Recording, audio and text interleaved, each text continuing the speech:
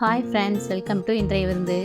இன்றைக்கி நம்ம வீடியோவில் கருணை கிழங்கு மசியல் எப்படி செய்யலான்னு பார்க்க போகிறோம். வீடியோக்குள்ளே போகிறதுக்கு முன்னாடி என்னோடய சேனலை முதல்ல பார்க்குறவங்க சப்ஸ்கிரைப் பண்ணிக்கோங்க. வாங்க வீடியோக்குள்ளே போகலாம்.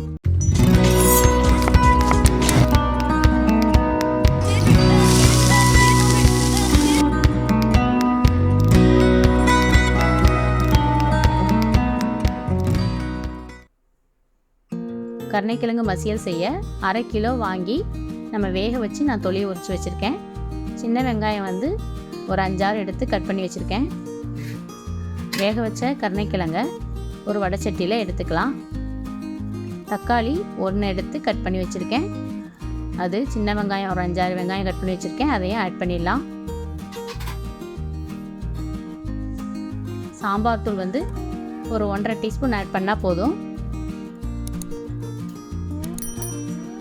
நான் சொன்ன அளவு போட்டிங்கன்னா கரெக்டாக இருக்கும். தேவையான அளவு உப்பு போட்டிருக்கேன். புளி ஒரு எலுமிச்சை அளவு எடுத்து நல்லா கரைச்சி வச்சுருக்கேன். ஊற வச்சு கரைச்சி எடுத்துருக்கேன். அதையும் ஆட் பண்ணிட்டேன். ஒரு சின்ன எலுமிச்சை அளவு எடுத்துக்கோங்க, கரெக்டாக இருக்கும். இப்போ நம்ம கை வச்சு அந்த கிழங்கு எல்லாத்தையும் நல்லா மசிஞ்சு விட்டுடலாம். இந்த மசியல் பைல்ஸ் ப்ராப்ளம் இருக்கவங்களுக்கெல்லாம் ரொம்ப நல்லது. நீங்கள் இதே மாதிரி செஞ்சு பாருங்கள். இதை அடிக்கடி நம்ம உடம்புல சேர்த்துக்கிட்டா பைல்ஸ் ப்ராப்ளத்துக்கு ரொம்ப நல்லதுங்க. இப்போ மிக்ஸ் பண்ணிட்டேன். கொஞ்சம் போல் தேங்காய் எடுத்து வச்சுருக்கேன். அந்த மிக்ஸி ஜாரில் போட்டு அரைச்சி எடுத்துகிட்டு வந்துடலாம். இப்போ அடுப்பில் வடைச்சட்டியை வச்சுட்டேன்.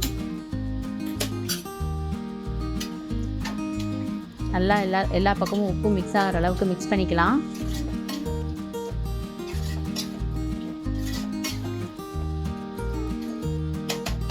சூடாகட்டும். இப்போ தேங்காயை அரைச்சி ஊற்றிடலாம்.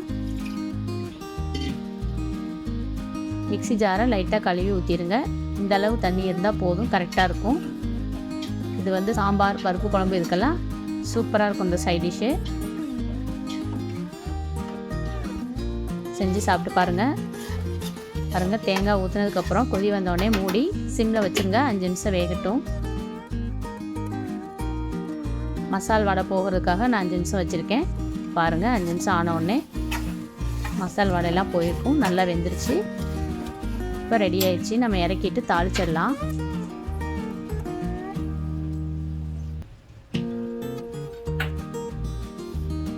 தாளிக்கிற கரண்டி வச்சுக்கலாம்.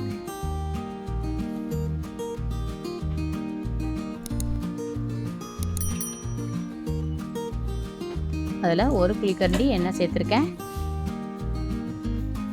ஒரு 1/2 டீஸ்பூன் கடுகு ஆட் பண்ணிக்கோங்க.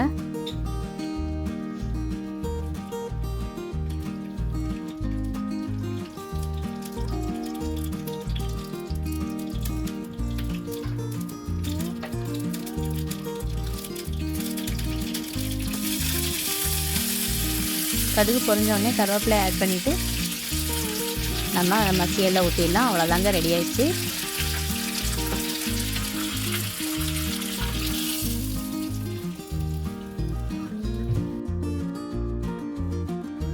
இந்த ரெசிபி உங்களுக்கு பிடிச்சிருந்தா லைக் பண்ணுங்கள், ஷேர் பண்ணுங்கள், கமெண்ட் பண்ணுங்கள். மறக்காமல் சப்ஸ்கிரைப் பண்ணுங்கள். அப்படியே பக்கத்தில் இருக்க பெல் ஐக்கானையும் கிளிக் பண்ணுங்கள். அப்போ தான் நான் போடுற வீடியோ உங்களுக்கு சேரும். தேங்க்யூ.